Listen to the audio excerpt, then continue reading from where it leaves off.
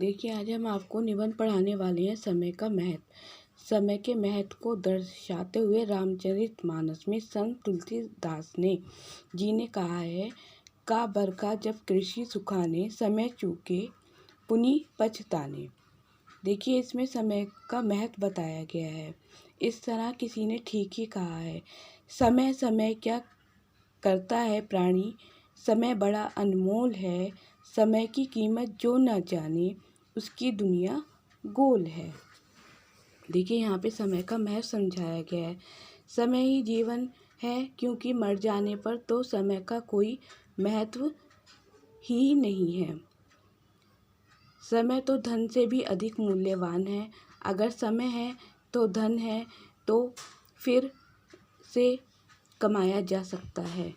देखिए, फ्रैंकलिन का कथन है, हमें अपने समय को बर्बाद नहीं करना चाहिए, वरना समय हमें बर्बाद कर देगा।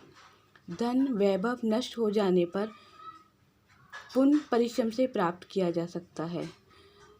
शारीरिक व्याधियों को भी उत्तम वैद्य चिकित्सकों की देखरेख में सही किया जा सकता है, लेकिन खोई हुई प्रतिष्ठा को भी पुनः प्राप्त कर सकते हैं। लेकिन एक बार समय हाथ से खिसक गया तो वो दोबारा हाथ में नहीं आ सकता।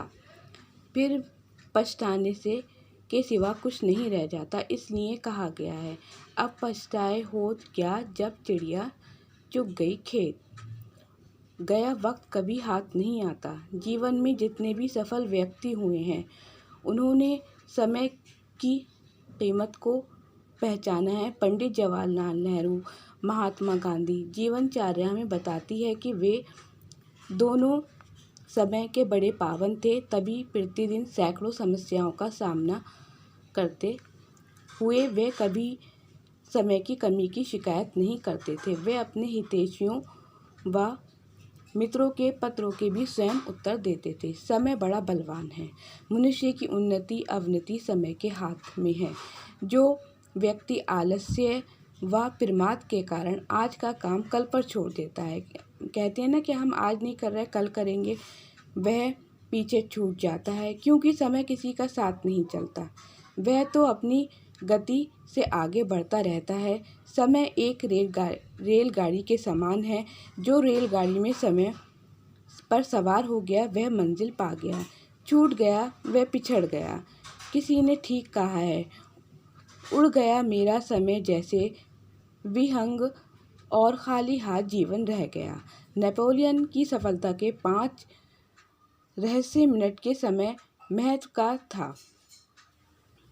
डिकेंस के ये शब्द सोचने पे विवश कर देते हैं। कोई ऐसी घड़ी नहीं बना सकता जो मेरे बीते हुए घंटों को फिर से बजा सके। देखिए, कितना अच्छा कहा है, कोई ऐसी घड़ी नहीं है जो हमारे बीते हुए समय को वापस ला दे।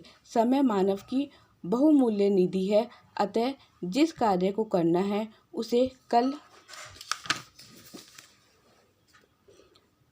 पर न टालकर आज ही और अभी कर लेना चाहिए। संत कबीर ने ठीक ही कहा है, काल करे सो आज कर, आज करे सो अब, पल में परले होएगी बहुरी करेगा कब।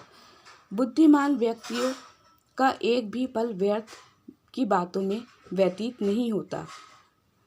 वह सद्ग्रंथों काव्य ग्रंथों के अध्ययन में अपना समय बिताते हैं, ना कि मूर्खों की तरह निंद्रा व कलह में।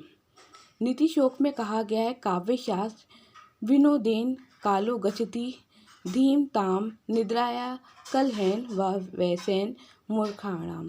अर्थात बुद्धिमान व्यक्तियों का समय काव्य शास्त्रों के अध्ययन में व्यतीत होता है। जो बुद्धिमान व्यक्ति होते हैं उनका जो समय व्यतीत होता है वो काव्य शास्त्रों में होता है। मूर्खों का समय सोने में, लड़ाई में, झगड़े में, दुर्व्यसनों में बीतता है। समय एक गतिवान घोड़े के समान है।